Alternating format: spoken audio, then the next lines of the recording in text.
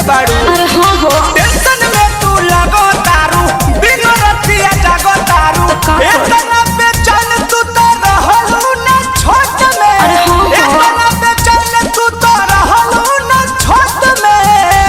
बोले काहे नहीं हर क्या क्वालिटिया जानू पकड़ाइल बामे दिखल रिपोर्ट में नहीं हर क्या क्वालिटिया सोना पकड़ाइल बामे दिखल रिपोर्ट में जान दे इज्जत बचा ले।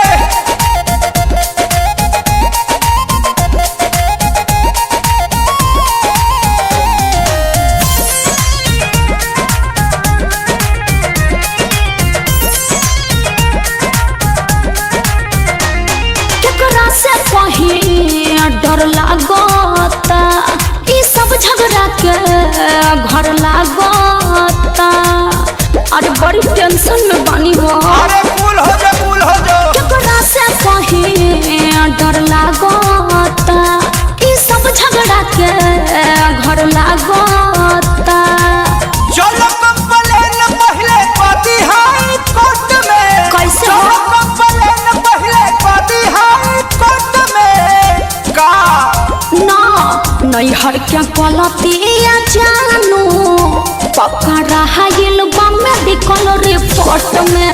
हाँ हाँ नहीं हर क्या क्वालिटिया सोना पकड़ा हाइल बामे दिखल रिपोर्ट में।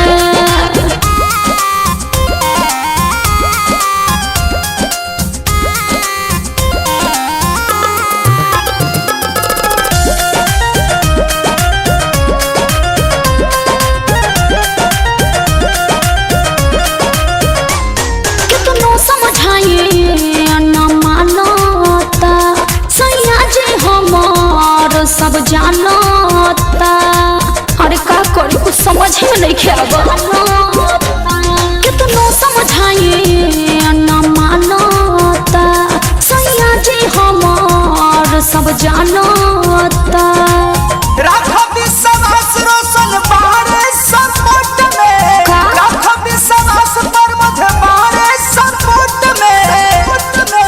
सुना ना नहीं हर क्या क्वालिटिया जानू पकड़ा हाइल बामे दिखल रिपोर्ट में।